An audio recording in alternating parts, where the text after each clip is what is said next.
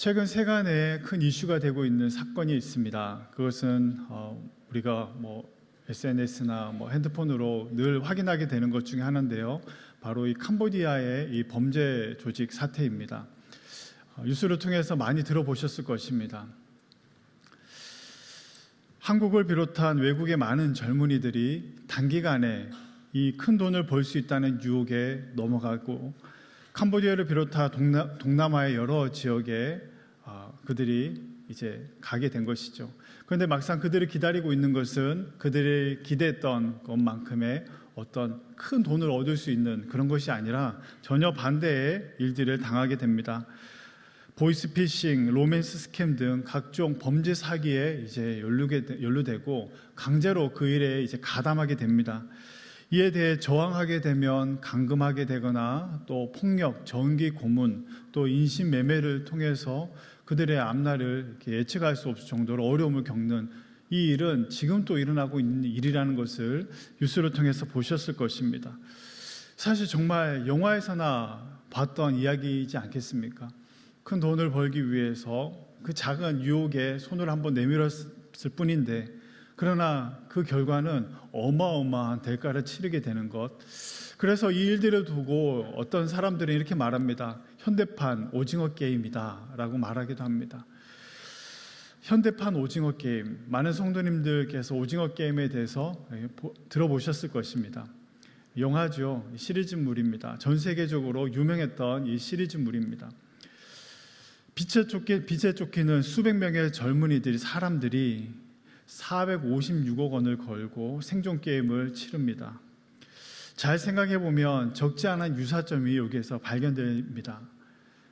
생각해 보면 막대한 빚과 실패로 이 경제적인 어려움에 처해 있었던 절박한 상황에 빠진 이들이 그 대상으로 등장합니다. 이번에 캄보디아 사태뿐만 아니라 오징어 게임도 보면 그러한 것이죠. 절박한 상황에 처한 이들에게 이러한 검은 돈의 유혹이 주어집니다. 그리고 고액의 돈을 보장한다는 미끼로 사람들을 모읍니다.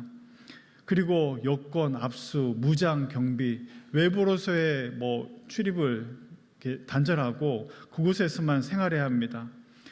그리고 거기에서 정해진 규칙에 따르지 않게 되면 어떻게 됩니까? 생명의 위협을 가합니다. 월 1,000만 원 정도의 이 수입을 벌 수 있다라는 이 유혹이 이 생애 막다른 골목에 놓인 이들에게 얼마나 달콤한 유혹이었겠습니까? 내가 해결하지 못하는 이 빚, 조금만 더 땀 흘리고 수고하면 이거 다 해결할 수 있겠지. 이거 있으면 그래도 빚 해결하고 가정을 살릴 수 있고 또 다른 어떤 여러 계획들을 할 수 있었을 것입니다. 그러나 이러한 찰나의 유혹, 그 달콤한 유혹에 그곳에 넘어간 순간 그들은 돌이킬 수 없는 이 대가를 치르게 된 것을 우리는 봅니다. 한 번쯤 살면서 이쯤 하면 괜찮겠지라고 우리도 살아가면서 생각할 때가 있습니다.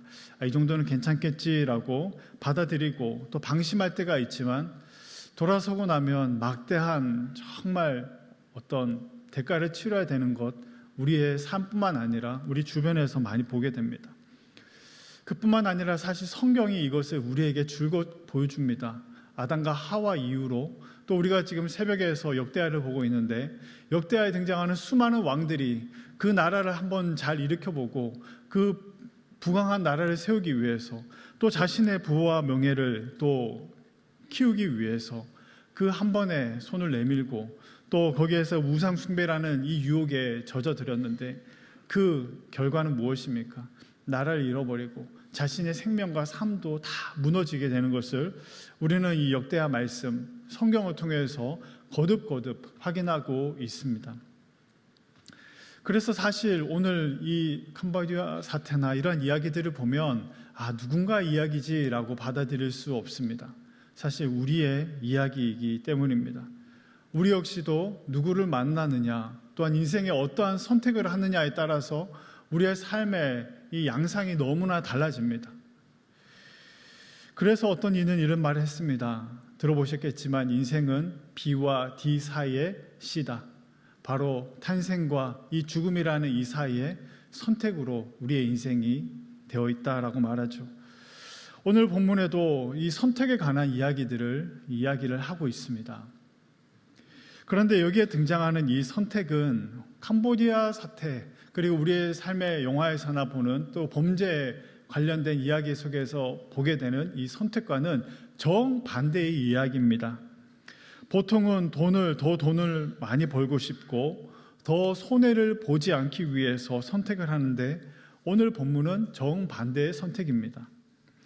더 많은 돈을 벌기 위해서라면 내릴 수 없는 선택에 대해서 이야기하고, 더 사회적인 좋은 평판을 얻기 위해서라면 할 수 없는 선택이 오늘 본문에 등장합니다. 룻기, 오늘 본문에 등장하는 이 7절에서 12절은 룻기에서 클라이막스인 13절에서 17절까지의 이 클라이막스 이전에 중요한 내용을 다룹니다. 바로 그 클라이막스의 도입부로 바로 이 전환점 역할을 하는 것이 오늘 이 룻기의 말씀입니다. 오늘 이 룻기의 말씀이 중요한 이유, 그러한 클라이막스 전에 전환점 역할을 하는 이유는 바로 이 룻기가 가지고 있는 큰 문제, 바로 이 법적인 문제를 해결할 수 있는 그 법적 절차에 대한 큰 해결점을 주고 있기 때문입니다. 우리 7절과 8절의 말씀을 같이 한번 읽어보겠습니다. 옛적 이스라엘 중에는 모든 것을 무르거나 교환하는 일을 확정하기 위하여 사람이 그의 신을 벗어 그의 이웃에게 주더니 이것이 이스라엘 중에 증명하는 전례가 된지라. 이에 그 기업 물을 자가 보아스에게 이르되 네가 너를 위하여 사라 하고 그의 신을 벗는지라. 룻기의 말씀에서 보면 기업 물을 자, 기업을 우선적으로 무르는 이 일을 하는 사람이 아무개로 등장합니다. 그리고 또 다른 사람, 그 다음으로 이 역할을 해야 되는 사람이 보았습니다. 우선권은 바로 기업 물을 책임이 이 아무개에게 있었습니다. 그런데 이 아무개가 이 나오미의 이 기업을 회복시킬 수 있는 이 책임을 어떻게 하냐면 거부합니다. 책임을 지지 않겠다며 보여주는 행동은 자신의 신을 벗는 것이었습니다. 우리가 신을 벗는 것이 뭐 특별한 의미가 있겠나 우리가 생각할 수 있겠지만, 한마디로 말하면 이 신을 벗는다는 것은 책임 포기에 대한 공적인 선언이라고도 말할 수 있습니다. 그냥 많은 사람들 앞에서 내 신을 그냥 한번 벗는 것이 아니라 이것을 벗음으로 인해서 내가 이 책임에 대해서 내가 포기하겠다라고 하는 이 공식적인 이 행동입니다. 보는 증인들 앞에서 책임 포기 각서를 작성하는 것과 같습니다. 내가 이 책임을 지지 않겠다. 오늘 본문의 나오미, 그는 그의 남편을 잃어버렸습니다. 죽었습니다. 그리고 그의 자녀 두 아들도 잃게 되었습니다. 그리고 너무나 가난했던 터에, 너무나 어려웠던 터에 자신의 기업으로 있던 그 땅 역시도 팔아야지만 됐습니다. 그런데 팔려고 땅을 내놓았는데 그 밭을 우선적으로 살 수 있는 그 기업 물을 자의 그 책임과 그것이 누구에게 있냐면 아무개에게 있었습니다. 그런데 그 아무개가 어떻게 합니까? 그것을 거절합니다. 룻기 4장 4절의 말씀을 우리 같이 한번 읽어보겠습니다. 내가 여기에 앉은 이들과 내 백성의 장로들 앞에서 그것을 사라고 내게 말하여 알게 하려 하였노라. 그가 이르되 내가 물으리라 하는지라. 오늘 말씀에서 보니 이 아무개가 처음부터 이 모든 것을 거절했던 것은 아니라는 것을 보여줍니다. 새 번역에서는 이렇게 합니다. 내가 집안 간으로서의 책임을 지겠소. 아무개가, 보아스가 아닌 이 아무개가 처음에는 이 책임을 자기가 지겠다라고 말한 것입니다. 그런데 중요한 두 번째 책임 안에서는 그가 이 책임을 바로 회피합니다. 부동산 그리고 재산의 영역에서는 그냥 좀 손해가 있을 수 있지만 오케이 받아들입니다. 그러나 두 번째, 죽은 룻의 남편인 이 말론의 이 대를 잇는 일에 있어서는 거절합니다. 나오미의 기업, 바로 이 재산의 문제도 있겠지만 이 대를 이어야 되는 문제도 있었습니다. 나오미의 이 가문의 혈통을 잇고 회복시키는 이 일에 있어서 그 혈통만큼 이어지는 그 일은 안 되겠다라고 거절한 것이죠. 룻기 4장 3절에서 6절에서 한번 보시면 그렇게 말합니다. 마지막 부분에 보면 6절에서 보시면 그런 조건이라면 나는 지방간으로서 책임을 질 수 없어. 잘못하다가는 내 재산만 축나겠소. 나는 내 책임을 질 수 없으니 당신이 내가 져야 할 지방간으로서의 책임을 지시오. 여러분, 이 아무개는 사실 굉장히 계산에 빠른 사람입니다. 그와 동시에 적절한 어느 정도의 책임을 그래도 주려고 했던 사람입니다. 그런데 돌아보니 실리적으로 따져보았을 때 그에게 도움이 되는 것이 아무것도 없는 것입니다. 이 땅을 산들 자신의 소유가 되지 못합니다. 그리고 이 대를 잇는다 하더라도 자신이 가지고 있는 재산을 그에게 또 나눠줘야 합니다. 자신이 죽은 후에 그리고 혈통도 이어봤자 자신의 아들이라는 이름이 아니라 이 말론의 자녀입니다. 그러니 아무리 돌아봐도 아무리 계산해봐도 자신에게 도움이 되는 것이 하나도 없습니다. 오늘날 좀 속된 말로 하면 손해보는 장사인 것이죠. 그가 이러한 선택을 한다고 해서 자신에게 돌아오는 것이 하나라도 도움이 되는 것이 있다면 그는 어찌 보면 했을지 모르겠지만 도움이 되는 것이 없습니다. 그런데 오늘 우리가 이 본문을 보면서 다시금 생각해야 될 부분이 있습니다. 그것은 바로 오늘 이것은 선택의 문제가 아니라는 것입니다. 이 당시에 이것은 선택의 문제가 아니었습니다. 이것은 순종의 영역이었습니다. 오늘날에는 사실 이것은 우리에게 적용이 되지 않죠. 우리의 법과는 다릅니다. 그러나 그 당시에 있어서 이거는 하나님께서 명령하시고 말씀하신 부분이었습니다. 레위기 25장 25절의 말씀을 같이 한번 읽어보겠습니다. 만일 내 형제가 가난하여 그의 기업 중에서 얼마를 팔았으면 그에게 가까운 기업물을 자가 와서 그에게 그 형제가 판 것을 물을 것이요. 아멘. 신명기 25장 25절에서는 형제들이 함께 사는데 그중 하나가 죽고 아들이 없거든 그 죽은 자의 아내는 나가서 타인에게 시집가지 말고 또 기업 물을 자가 그와 결혼하여서 후손을 이어가라고 성경은 이야기하고 있습니다. 바로 무엇입니까? 이것은 우리가 우리의 관점에서 보면 선택의 문제로 비춰질 수 있지만 이것은 선택의 문제가 아니었다라는 것입니다. 여러분, 우리가 인생을 살아가면서 세상이 말하는 교묘한 속임수에 넘어갈 때가 있습니다. 그것은 바로 이와 같은 것이죠.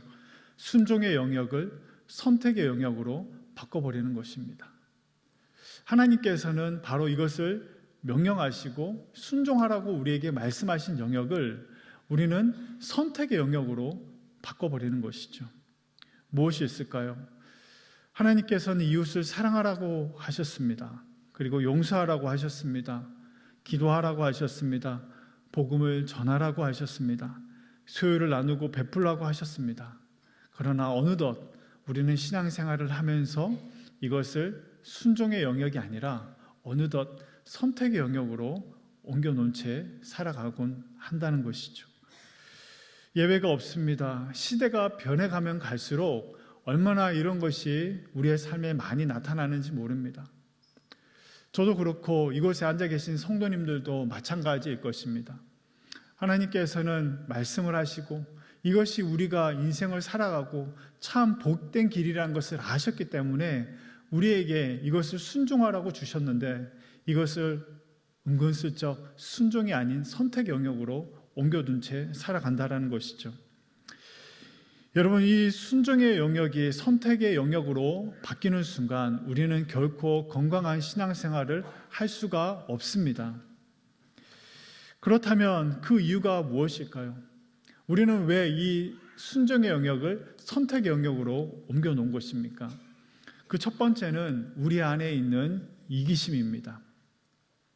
내 기업에 손해가 있을까에 대한 이 두려움이 우리 안에 있습니다. 내 것에 대한 이 손해에 대한 두려움, 시간, 물질, 노력을 사용해도 기쁠 때가 있습니다. 언제입니까? 나를 위해서 쓸 때. 그러나 다른 사람을 쓸 때는 아까워하는 것이죠. 내 기업에 손해가 가는 것을 전혀 원치 아니하는 모습이 우리 안에 있습니다. 이러한 이기심을 그냥 방치하면 어떻게 될까요? 우리가 늘 알고 있는 것처럼 이 이기심은 굉장히 전염성이 강합니다. 우리가 몇몇의 사람들이 모여 있을 때도 보면 이기심이 한번 발동하면 그 모임은 절대로 건강한 모임으로 나가기가 힘들어지는 것을 봅니다. 각자가 모두가 보신주의로 바뀌고 각자의 이익에 손해보지 않는 그러한 마음으로 똘똘 뭉치게 되어버립니다. 이기심은 전염성이 매우 강해 공동체를 병들게 합니다.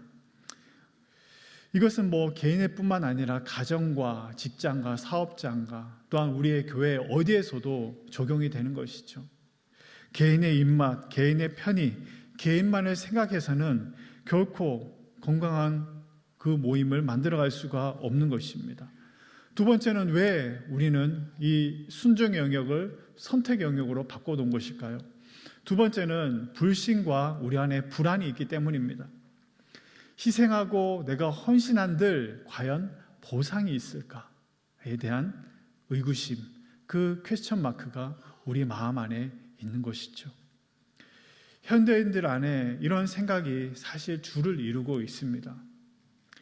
내가 희생해봤자 오히려 손해를 보지 않을까 하는 이 불신과 불안함이 어느 때보다도 우리 안에 높습니다. 우리가 몸담고 있는 직장과 사회에서나 이 보상 심리에 대한 욕구가 굉장히 크게 발동하고 있는 것을 우리는 세상에서 보게 됩니다.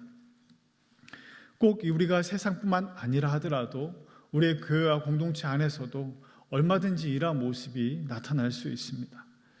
그래서 그런지 오늘날의 이 시대는 즉각적인 보상을 요구합니다.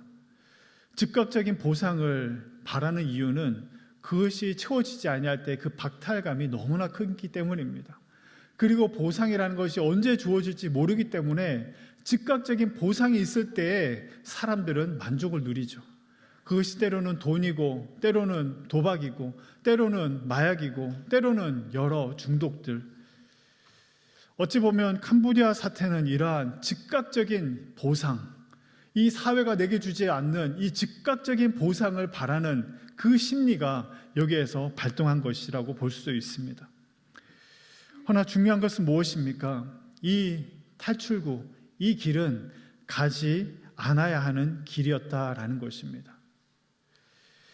즉각적인 보상이 사람들 안에 위안이 되는 것 같습니다. 즉각적인 무언가가 우리의 삶에 기쁨도 주고 즐거움도 주고 만족을 주는 것 같지만, 그러나 우리가 세상을 살면서 늘 잊지 말아야 되는 것, 그것은 바로 그만큼 치러야 될 대가도 크다라는 것을 우리는 결코 잊지 말아야 한다라는 것이죠. 잠언서 28장 20절의 말씀을 우리 같이 한번 읽어보겠습니다. 충성된 자는 복이 많아도 속히 부하고자 하는 자는 형벌을 면하지 못하리라. 때로는 세상이 볼 때 너무나 급속하게 이 부를 축적할 수 있는 길, 또한 크고 작은 것들, 어떤 것들을 통해서 우리가 짧은 시간 안에 그것을 얻을 수 있다라고 하는 것, 그러나 그것은 결코 쉽게 주어지는 것이 없다라는 것을 우리는 세상을 살면서 깨달아 알고 있습니다. 주식에 대해서 잘 알고 있는 한 목사님이 그런 걸 얘기하시더라고요. 목사님이라고 하니까 이분은 목사인데 왜 이렇게 주식을 많이 하나 생각할 수 있겠지만, 젊었을 때 목회자가 되기 전에 이 투자 기업에, 투자 회사에서 이렇게 일을 하다가 이제 하나님을 만나고 이제 이렇게 목회 길로 들어온 분이 글을 보니 그런 얘기를 하였습니다. 주식 쉽게 벌어지는 것은 아무것도 없다라는 것이었습니다. 24시간 수시로 그것을 확인하고 시간과 열정을 그만큼 투자해야 되는, 그래서 돈을 벌 수 있는 일들이 몇 없다 할 정도로 결코 쉽게 벌어지는 것, 벌 수 있는 것들이 아니라는 것이죠. 우리의 진액을 다 빼놓는 그런 일들, 그런 것이라는 것입니다. 그러나 이 세상은 어떻게 합니까? 너무나 쉽게 돈을 벌 수 있고 너무나 쉽게 우리의 삶에 이 보상을 줄 수 있는 것들로 우리를 유혹합니다. 이 세상을 살아가는 많은 사람들이 이러한 유혹 가운데 길을 잃어버리고 넘어질 때가 너무나 많은 것이죠. 가장 안전한 길은 무엇입니까? 성경이 우리에게 가르쳐 주는 길이죠. 때로는 돌아가는 것 같아도, 때로는 바보처럼 보여도, 때로는 그 길을 걸어가면 안 되는 것처럼 보인다 하더라도 우리는 하나님의 말씀에 순종하여 천천히 그 걸음을 걸어가야 한다라는 것이죠. 성도님들께서는 혹시 이 경남 거창이라는 도시를 아십니까? 저도 한 번도 가본 적은 없지만 거창에는 한 고등학교가 있습니다. 바로 거창고등학교라는 것인데요. 이 거창고등학교는 이 직업 선택의 이 10계명이라는 것이 있다고 합니다. 들어보신 분들도 계실 것입니다. 우리 학생들이 직업을 선택하는 데 있어서 이 10가지 이 가이드라인을 그 교장이셨던 전영창 선생님께서 세상을 소천하신 후 그의 남은 교사들 전성은, 도재원이라는 이 교사분들이 그 철학을 고스란히 담아서 이 10가지 10계명으로 만들었습니다. 그 내용은요 이러합니다. 보셨을 것 같은데요. 그래 한번 읽어볼까요? 첫째, 하나, 월급이 적은 쪽을 택하라. 둘, 내가 원하는 것이 아니라 나를 필요로 하는 것을 택하라. 셋, 승진 기회가 거의 없는 곳을 택하라. 넷, 모든 조건이 갖추어진 곳을 피하고 처음부터 시작해야 하는 황무지를 택하라. 다섯, 앞을 다투어 모여드는 곳은 절대 가지 마라. 아무도 가지 않는 곳으로 가라. 여섯, 장래성이 전혀 없다고 생각되는 곳으로 가라.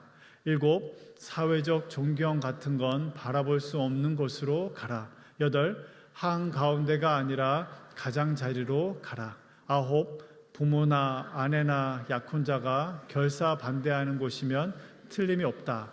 의심치 말고 가라. 열, 왕관이 아니라 단두대가 기다리고 있는 곳으로 가라. 저도 고3 때 이 글을 처음 만나고 너무나 감동이 돼서 교실 뒤에 이것을 붙여놨던 기억이 있습니다. 진학을 지도하시는 선생님께서 저를 부르셔서 따끔하게 혼을 내셨던 기억이 납니다. 저도 여기에서 감동을 받지 말았어야 됐는데 라는 생각이 들 때가 있습니다. 왜냐하면 이렇게 살아간다고 해서 세상 사람들이 인정해 주지 않기 때문입니다. 이 세상의 사람들은 잠깐 감동을 받을지언정 이것을 이러한 길을 걸어갔다고 박수 쳐주지 않습니다. 모두가 아시겠지만 이것이 오늘날의 세상인 것이죠. 그럼에도 불구하고 오늘 이러한 것들을 따라 이 걸음을 걸어가기를 원했던 이 정신, 그리고 이 이후에 이곳에 진학했던 학생들, 그들은 이 가르침이 꼭 이렇게 가라고 하는 그런 어떤 지키기 위한 약속이라기보다는 이것을 통해서 무엇을 주려고 하는지에 대하여 그들은 늘 사회에 진출하고 하면서 이 가르침의 정신을 늘 되새겼다라고 합니다. 두고두고 마음속에 이것을 기억하고 살아가다 보니 중요한 순간들을 살아갈 때 울림이 있고 내 삶의 메아리가 되어 주었다라는 말을 하는 것을 봅니다. 우리에게도 사실 이대로 우리의 자녀들을 여러분 지도할 수 있겠습니까? 이대로 지도한다는 것은 정말 부모가 되면 될수록 어렵다라는 것들을 봅니다. 그럼에도 불구하고 이것이 우리에게 주는 이 정신, 이것은 우리 안에 늘 메아리 칠 수 있도록 우리는 해야 될 것입니다. 오늘 성경의 12절과 13절은 오늘 이 보아스가 선택했던 이 걸음, 이 선택, 때로는 사람들에게 아무개의 눈에는 어리석고 보이고 굉장히 어둔한 선택처럼 보여질지 모르지만, 그러나 성경은 이것에 대하여 이렇게 평가하고 있습니다. 우리 11절과 12절의 말씀을 같이 한번 읽어보겠습니다. 성문에 있는 모든 백성과 장로들이 이르되 우리가 증인이 되나니 여호와께서 내 집에 들어가는 여인으로 이스라엘의 집을 세운 라헬과 레아 두 사람과 같게 하시고 내가 에브라스에서 유력하고 베들레헴에서 유명하게 하시기를 원하며 여호와께서 이 젊은 여자로 말미암아 내게 상속자를 주사 내 집이 다말이 유다에게 낳아준 베레스의 집과 같게 하시기를 원하노라 하니라. 아멘. 여러분, 오늘 읽었던 11절과 12절은 단지 그냥 격려하고 응원하는 내용이 아닙니다. 공동체적으로 또 언약의 관점에서 얼마나 이것이 축복된 선택인지에 대하여 성경이 우리에게 딱 말해주는 중요한 말씀입니다. 여러분, 룻에 대해서 말합니다. 룻, 지난날에 얼마나 외롭고 힘들었습니까? 어머니 하나님이 나의 하나님이 되시리라 라는 이 마음을 가지고 그 어머니를 따라 그 여정을 떠났고 믿음과 헌신으로 공동체 안에서 그가 머물렀습니다. 성경은 그 헌신과 믿음에 대하여 무엇이라고 말합니까? 그것이 헌신에 있어서 결실을 맺었다라고 그 결실에 대하여 축하하고 축복하며 이 말씀을 통하여서 메아리 치고 있는 것입니다. 여러분, 보아스는 어떠합니까? 희생을 감수합니다. 기업을 무르는 책임에 대하여 보아스, 아무개가 하지 않았던 그것을 짊어집니다. 사람들이 볼 때는 어리석어 보이고 한심해 보입니다. 그러나 성경은 무엇이라고 합니까? 하나님께 연락이 되었고 영원한 축복, 또한 그것을 통해서 앞으로 어떠한 후세가 태어납니까? 다윗과 이어지는 예수 그리스도의 족보로 이어집니다. 그것이 또한 이 룻과 보아스뿐만 아니라 이것은 또한 우리에게도 메아리칩니다. 지금도 아브라함의 언약 이후로 이것은 지금 또 현재 진행형이며 우리도 때로는 어리석어 보이는 이 선택의 길, 이 길을 걸어가는 것, 아무도 가지 않고 가지 않는 이 길이라 할지라도 이 믿음, 하나님의 말씀을 순종하며 그것을 순종의 그 영역을 선택의 영역으로 바꾸지 않고 이 믿음의 길을 걸어갈 때 말씀 안에서의 축복에 대한 이 확증을 이 말씀을 통해서 우리에게 메아리치고 있는 것이죠. 세상이 가지 않는 길을 우리는 가야 되는 사람이라고 성경은 말씀합니다. 세상의 계산과 세상의 방식으로 하면 그러나 그것이 더 빠른 길인 것 같지만 그러나 성경은 하나님께서 우리에게 말씀해 주시는 그 길로 걸어가라고 합니다. 나 혼자 바보 소리 듣는 거 아닐까? 나만 손해보는 거 아닐까라는 이 두려움, 보아스에게도 있지 않았겠습니까? 그러나 룻기는 이 세상은 가지 않는 길, 하나님께서 우리에게 보여주신 그 길, 예수 그리스도께서 끝내 이 생명과 구원의 길로 우리에게 보여주신 그 길, 그 길에 순종의 걸음을 가라고 우리에게 다시금 말씀합니다. 그럴 때 진정한 밝은 내일이 있다라는 것이죠. 여러분, 우리뿐만 아닐 것입니다. 성경은 이것을 통하여서 오늘 우리의 삶의 주변에 지금도 즉각적인 보상과 그것을 통해서 만족을 누리고자 하는 얼마나 많은 사람들이 이 세상의 유혹 가운데 넘어지고 있는지 모릅니다. 그것이 내 주변에 있는 사람들이 만지지 말아야 될 것, 먹지 말아야 될 것, 그리고 탐내지 말아야 될 것들을 은연중에 그 한 번의 선택으로 인해서 돌이킬 수 없는 상황에 처해 있을 수 있다는 것을 우리는 결코 잊지 말아야 하는 것이죠. 오늘 말씀을 따라 가지 않는 길, 이 세상은 가지 않는 길, 그러나 주님께서 우리에게 보여주신 이 길을 오늘 또 함께 걸어가고 또한 우리 주변에 있는 많은 이들에게 참된 구원의 생명의 길을 전할 수 있는 우리 모두가 될 수 있기를 소망합니다. 특별히 행복 나눔 축제를 또 준비하고 있고 음악회가 앞두고 있습니다. 그 한 번의 선택이 그분의 인생을 바꿀 수 있다는 것들을 우리가 잊지 않고 우리가 믿음으로 또한 나아갈 수 있기를 주님의 이름으로 간절히 소망합니다.